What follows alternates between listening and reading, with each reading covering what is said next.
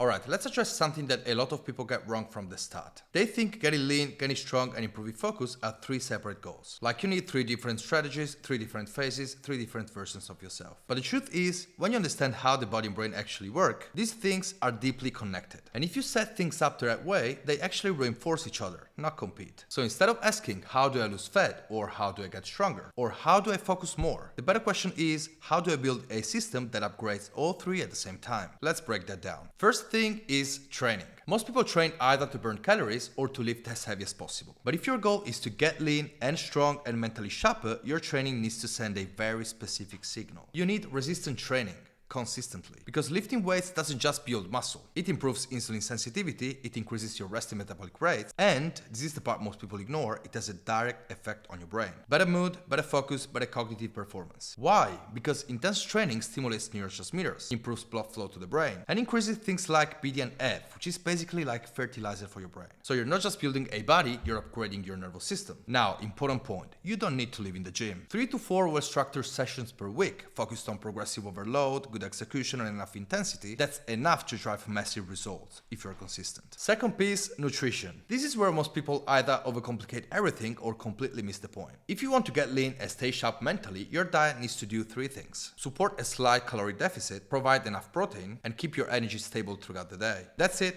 not 20 different rules, not extreme restrictions, just structure. Protein, like we said before, helps with satiety and muscle retention. Carbohydrates, when used correctly, support performance and brain function.